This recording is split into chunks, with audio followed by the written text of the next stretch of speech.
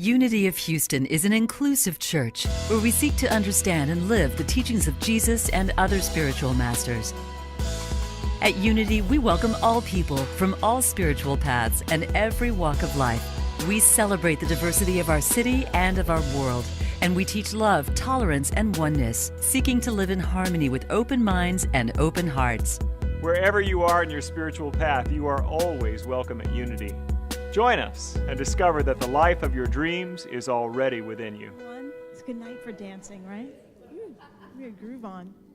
My name is Jean Marie. I'm Associate Minister here, and it is a joy to introduce to you our guest speaker tonight. She is a Renaissance woman, an ordained Unity minister, a licensed Unity teacher, published author, powerful inspirational speaker, and passionate teacher of Bible, prayer, and metaphysical principles.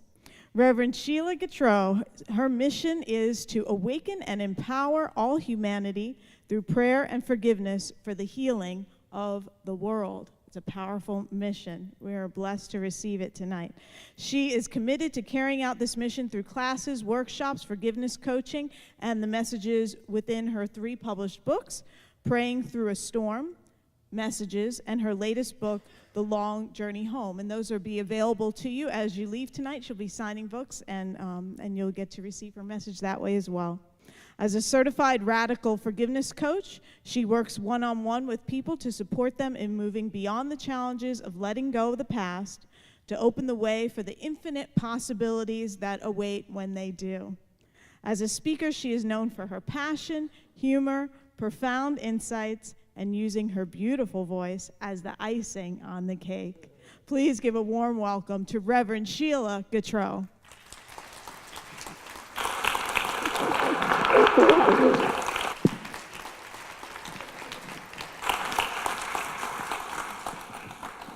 Hi! Happy Valentine's Day! Okay. What do squirrels give each other for Valentine's Day? Forget-me-nuts. Okay, got another one. So, why did the banana go out on a date with the plum for Valentine's night? Because she couldn't get a date.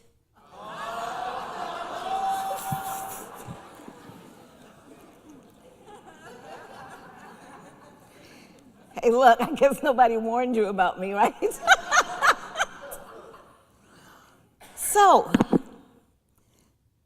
tonight I want to talk to you about love, but in a different way.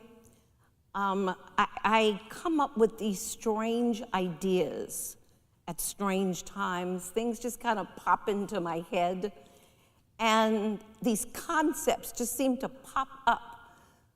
Probably the universe knows that I'm a little strange, so I'm always open and receptive to strange things. So I get a lot of strange insights. But I was looking at love, and I was looking at forgiveness. And I know because of my years of practicing and training, being trained by Colin Tipping and others in the forgiveness field, I was looking at this thing called love and the forgiveness together. And since I tend to link everything at one time or another with forgiveness, prosperity and forgiveness, healing and forgiveness, and whatever, because I've learned that forgiveness has such an astonishing energy that when we take on the internal motivation to begin to heal through forgiveness those things from the past which have caused us to get stuck in certain routines where we continue to attract to us the same people over and over, expecting to get a different result. And wanting to understand, why do we what it is that makes it so difficult for us to let go of the painful situations that have occurred to us, and knowing that love is the great healer. So I wanted to understand what role love plays in helping us to forgive. And I've been playing with this for a very long time. And I happened to come across something in the Daily Word one morning that talked about if we love ourselves enough, we can always make room for forgiveness. And I found that fascinating. Isn't that interesting? If we love ourselves enough, we can always make room for forgiveness. Well, of course, that meant I had to go dig deep and do some research and so forth. And I think it's what this is saying. This is what this is a Sheila-ism, okay? You will not see this written anywhere, okay? This is a Sheila-ism. I believe that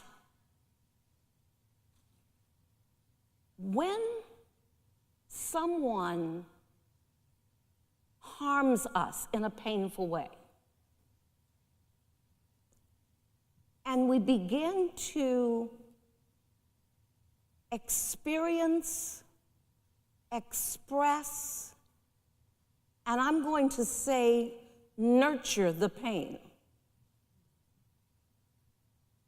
that what is happening in those moments is that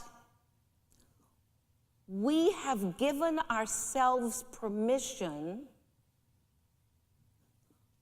to live a hurt that occurred and then relive it and relive it and relive it, believing that what is most important for us is to be right about the fact that we were hurt.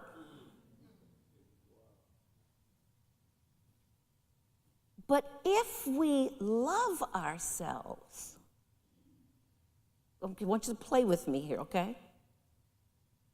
If we love ourselves, then we could open the way to at least make the effort to forgive, knowing that the forgiveness is not for the other person anyway. Are you with me? Yes. See, the forgiveness is for us to be free to go forward, okay? I'll give you an example. How many of you have had somebody to do something to hurt you over the years in childhood? Anybody had anybody to do it? Oh, okay. All right. Have you ever gone to anyone who harmed you, say as a kid even, or a teenager, and said to them, I want you to know that I forgave you for what you did? Anybody ever did that? Did they remember that they had done anything? Hello.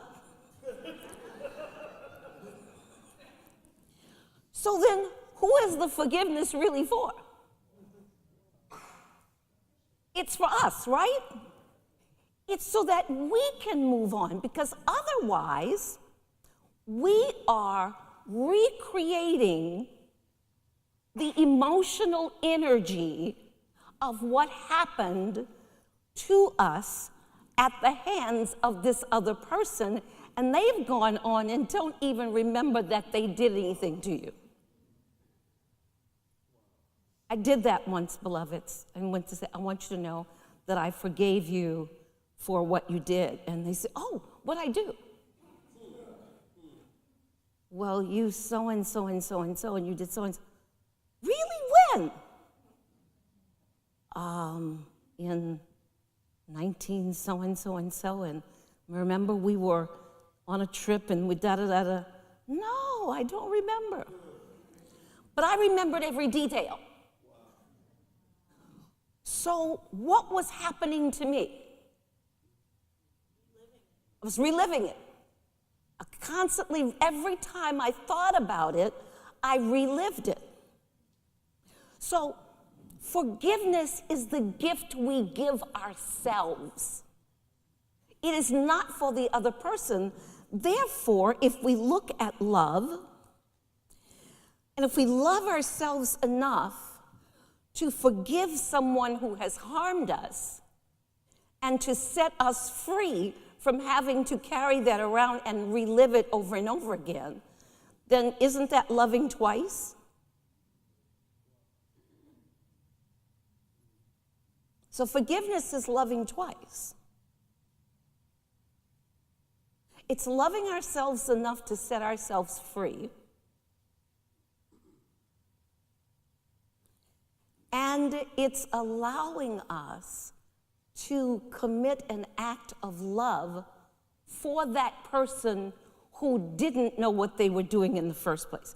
Our elder brother Jesus says in the scripture, when he's on the cross, and I think this is like really cool, you know?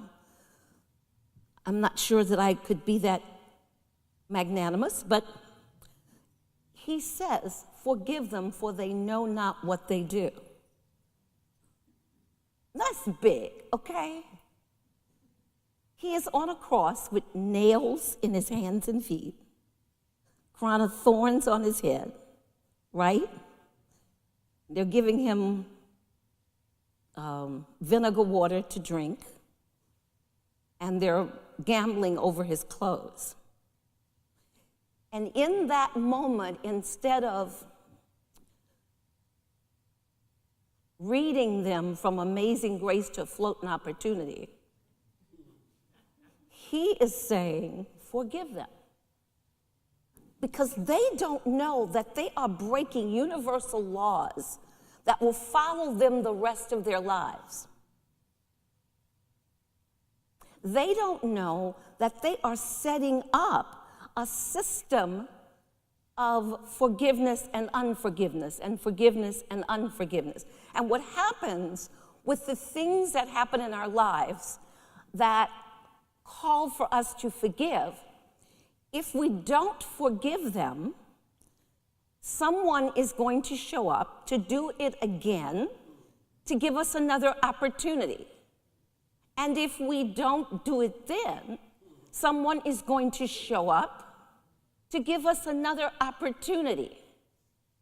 The universe is always presenting us with opportunities to live at our highest and best and to fulfill the purpose for which we are here. And the purpose for which we are here, are you ready for it? Is to love. In truth, that is our only purpose, is to love. Take a deep breath. Exhale. I know, you're thinking about some what-abouts, right? How did I know? Yeah, what about? But what about? But here's the thing.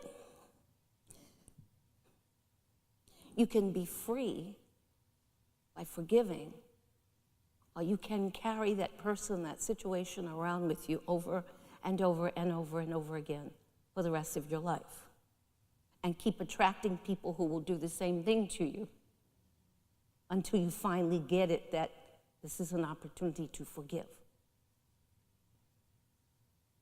So love to the second power, then, is loving yourself enough to forgive so that you are free, and vicariously through your willingness to forgive, you begin to set in motion perhaps something that will allow that person that you're forgiving to come to the realization about some things in their life.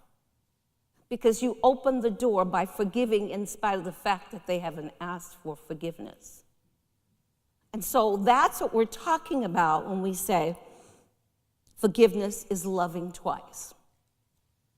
It's loving yourself enough to free yourself, and it's loving, that universal loving for that other person to help save them from the harm they're bringing to themselves. Am I making any sense? Okay. So this is what we're talking about. And here's the thing, my beloveds. Jesus says, love one another as I have loved you. Okay? He doesn't say like one another.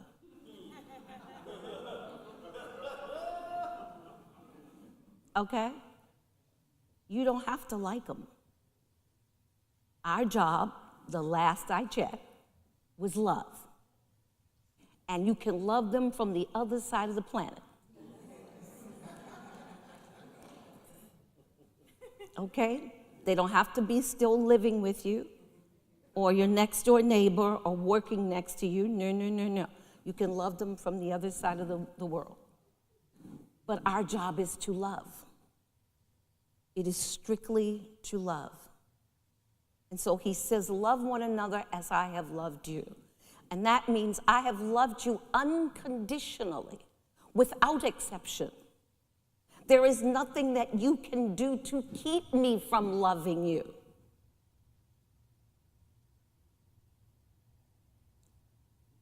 What would it be like if we could do that with each other?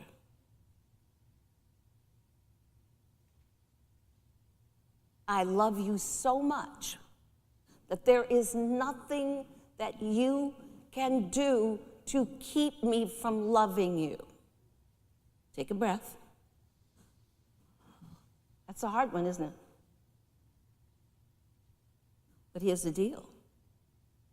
You don't have to tell them that, you just have to do it. I mean, are you getting where I'm going with this? Because what I want you to recognize is that if we put this kind of energy out here on this planet, if we just tried it, can you imagine what this world would look like?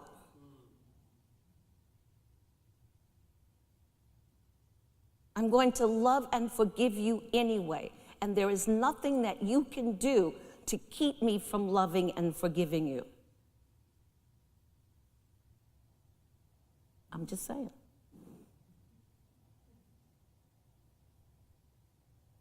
Because we can't do anything about the universal laws and so forth that other people are breaking.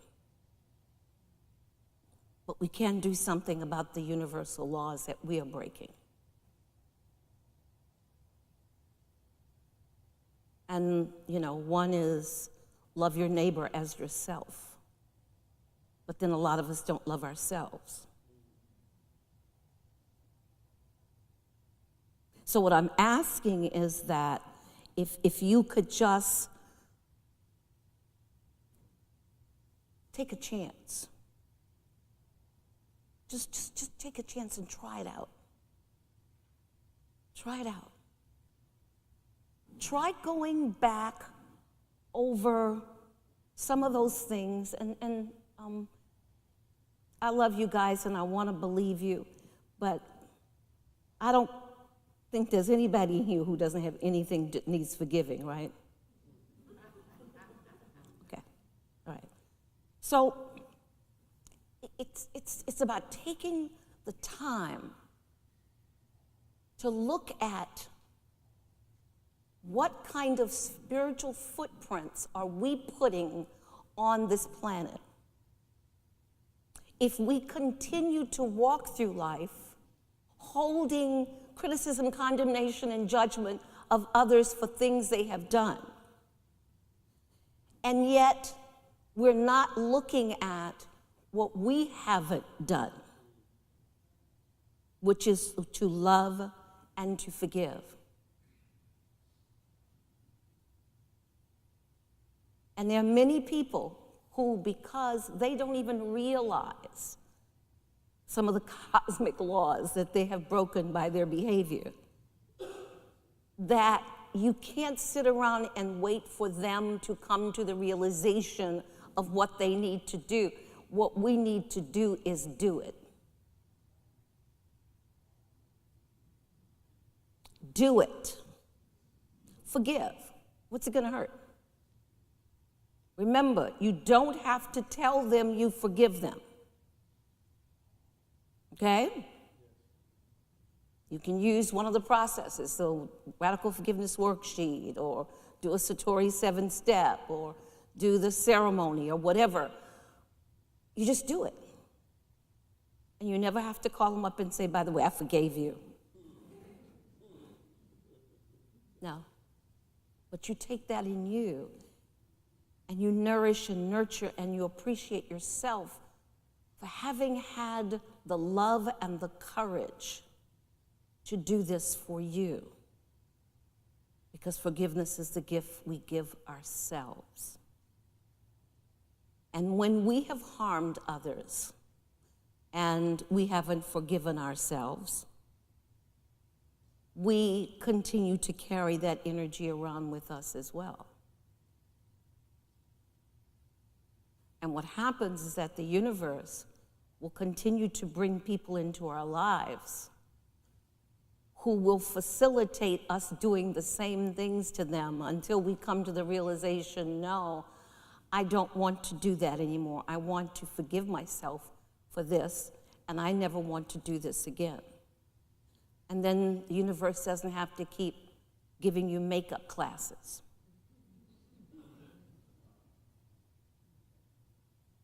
Now, what you will understand, another thing that you will understand is that many of the things that hurt us when we are adults are misperceptions and things we made up about the things that happened to us when we were kids. 90% of the subconscious mind is formed by the time you are about 12 years old.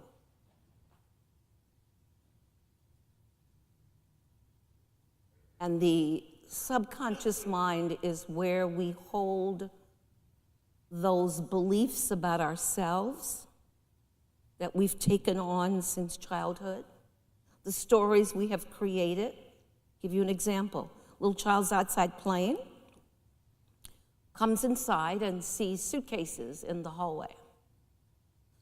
Finds out that their mother is leaving without them. The first thing that comes to that child's mind is, my mother is leaving me. Hold that in your mind right now, is leaving me. And if my mother is leaving me, it means my mother doesn't love me. And if my mother doesn't love me, it means I'm unlovable. And if I'm unlovable, it means no one will ever love me. That's the story we make up about the things that happen in our lives that bring us pain. All that happened is that the mother moved out of the house. Are you with me? The mother wasn't leaving the child. For whatever the reasons are that the mother didn't take the child, the mother didn't leave the child. It left the marriage.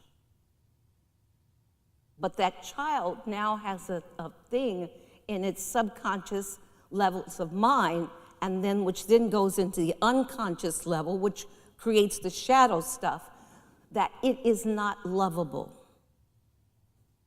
that nobody will love it because the mother left.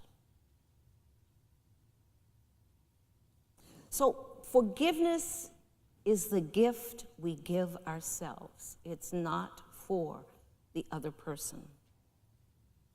And so in in your handout, and I always give a handout when I talk, and the reason I do that, you guys, is because many times I change my talk in the middle of the talk, and then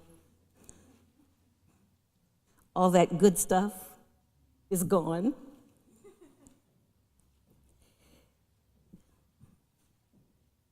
So some of the things that we can do if we are caught in a dilemma of unforgiveness. Okay, first of all, you don't have to tell the person, okay? You make the decision. I desire to forgive this person for this situation so that I can be free. So that I can be free. In other words, I give you, in the course, something says, I give you to the Holy Spirit as part of myself unless I want to use you to imprison myself. I give you to the Holy Spirit as part of myself unless I want to use you to imprison myself. So that's the first thing you do, is you decide to forgive. And you remember that one power and that one presence. There is one power and there's one presence. And the only activity that needs to take place is between you and that one presence, which is where you go to do your forgiveness work. And what you want to do is to remember that you are that presence, and that through your lovingness of self and God, that you have made the decision to let go of something that you've been carrying that has harmed you. And so you know that, you've made that decision. You begin to look at, how can I love more? How can I love more? How can I love myself more? How can I love others more? Because the more I do this, the more I fulfill this purpose that I have for healing those things in my life that require forgiveness, the greater this world becomes. Because I am adding, moment by moment, I am adding to the love, the forgiveness, and the evolution in consciousness of this entire planet.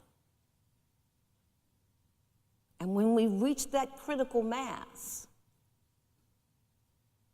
you will see a shift like you've never seen before. You're seeing an upheaval right now because the universe needed to get our attention. Got mine. And so now we're on the horns of a dilemma. People are waking up. People are saying enough. People are saying me too.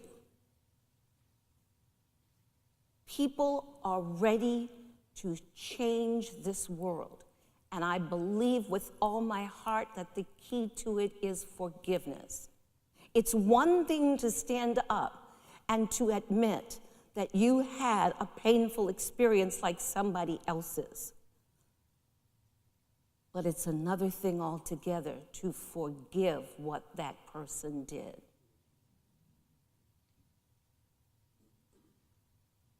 And that's our job. That's our job. And if each one of us could do that with one thing in our lives, can you imagine the difference it would make? Just imagine if every one of us in here forgave one person for something they did. Maybe even something that you say, I will never forgive them for that. Okay, anybody ever said anything like that? I did. Telling the truth. I did. But it felt so good when I did. It felt really, really good because I felt free. That person wasn't sleeping in the bed with me anymore, or riding in the car with me, or sitting at the dinner table with me every night. Oh, by the way, they're all there, all of them that you still need to forgive. Yeah, they're all in bed with you at night.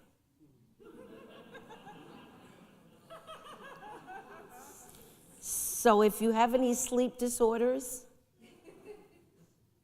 I'm just saying.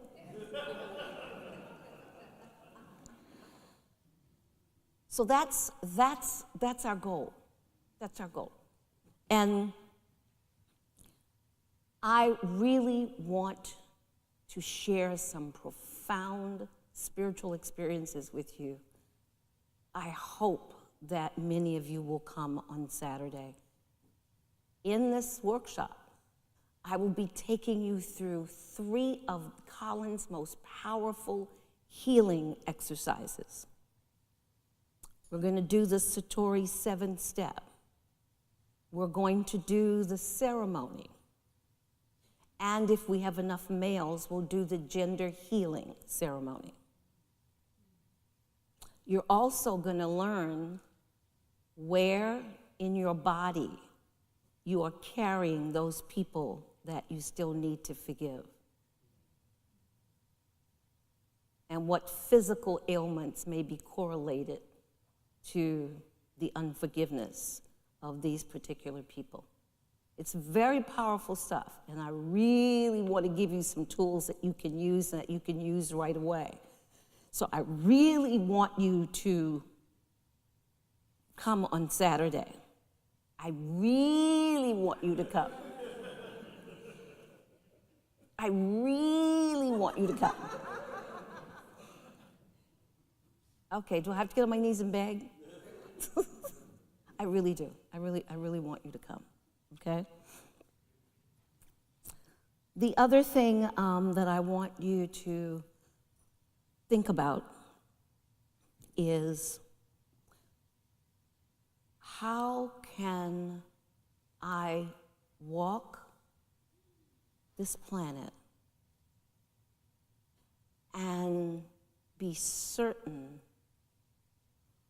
that my footprints serve the highest and best for this world and not the opposite?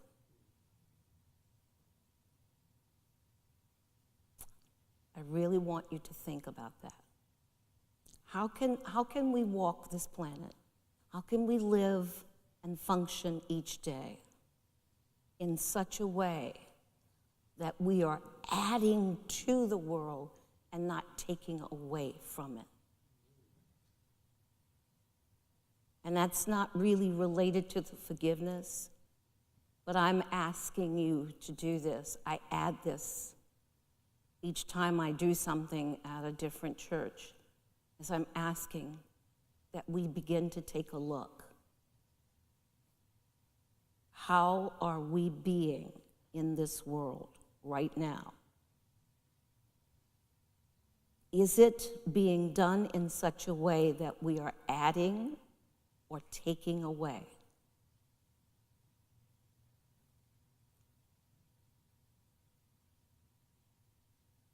So, when you get a chance, I invite you to take a look at these 7 steps I have in here. I pulled these together based on a lot of the reading and studying that I did, Farini and Eckhart Tolle and Colin Tipping, and other master teachers who have come up with ways of being in the world and contributing instead of taking away. And one way is doing the forgiveness work, but there are other ways. And so I ask you to take a look at where you are taking away from the world and how you can add. And then, of course, the forgiveness work. Free yourself. Free yourself. you would be amazed at how many people are the root cause of some of your physical ailments. And all you have to do is forgive them, and then that's gone. I know. So, take a look at the 7 stages for you to look at. These are just some things that have come to me over the years from all of my teachers. And if you are willing to take a chance and play with me tomorrow, I will give you some tools and some techniques that will totally transform your life. You will not be the same person when you leave as you would be when you walked in. I guarantee it. I don't guarantee many things, but I guarantee it. Yeah. And so, here's what I would like. We're going to do a little thing when we come back into the meditation. But I would like you to begin to just think. Think of someone that has harmed you, or think of some harm that has been brought to you, and who the person was, who was the perpetrator, okay? And just think about it and have that one person in mind. And I'm going to take you into an exercise during the meditation. But I just want to leave you with this. If I can bring anything home, it'll be this.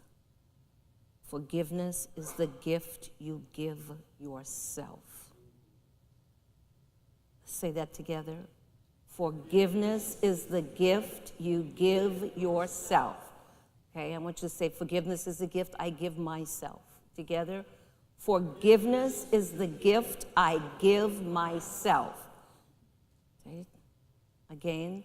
Forgiveness is the gift I give myself. And once more, and I want you to really say it like you mean it. Forgiveness is the gift I give myself. Yes, it is. And keep forgiving, and don't give up, and there's some big things getting ready to happen. Thank you. Thank you for watching this message today. I'd like to invite you to join us in person here on campus at Unity of Houston for Sunday morning or Wednesday evening services. If you can't be with us here on our campus, you can still join us live on Facebook or on our website, unityhouston.org, Sunday mornings at 11 a.m. Central.